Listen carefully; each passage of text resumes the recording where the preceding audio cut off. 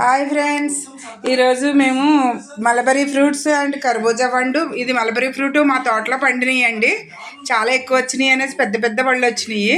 అందుకని ఫ్రూట్స్ మేము జ్యూస్ చేసుకున్నాం. అందులో బనానా కర్బూజా కూడా వేసాము.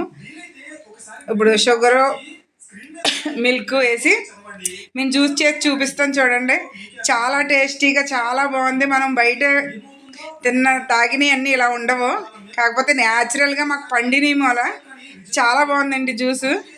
చూడండి ఇప్పుడు జ్యూస్ చేస్తున్నాను.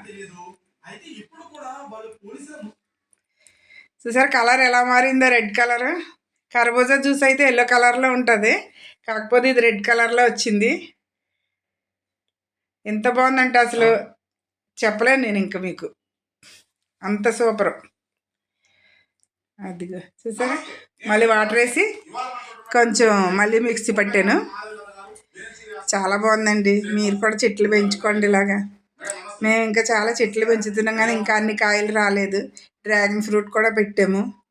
అదిగో చూసారా జ్యూస్ ఎంత బాగుందో. బాబా, అద్భుతం అండి, అద్భుతం అంటే అద్భుతం. తాగిన వాళ్ళు చెప్పాలండి అద్భుతం అని. మీరు అలా బాదం పప్పు వేసుకుని చక్కగా కొంచెం ఇంకా సబ్జాలు వేసుకుంటే ఇంకా బాగుండు, కానీ ఇంట్లో సబ్జాలు లేవు. అంగడి మా సార్కి ఇస్తున్నాను, తాగుతున్నారు.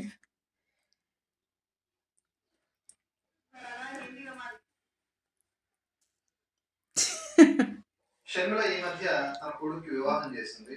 ఆ వివాహం చేసినప్పుడు వచ్చిన న్యూస్ ఏంటంటే ఎలా ఉంది పద్ధతుల్లోనూ వివాహం చేశారు. చెప్పు ఎలా ఉంది. At the same time Hindu ఈ రెండు పద్ధతుల్లో వివాహం చేశారు. సూపరా, దానికి నవ్వుతావు ఎందుకు? ఎందుకంటే మా అబ్బాయి కూడా తాగుతున్నాడు. మా అబ్బాయికి ఒక గ్లాసు. తల్లి అనుకేసుకోవచ్చు. ఒక చిన్న మీటింగ్ హాల్. ఓకే అండి, ఉంటానండి, బాయ్ అండి.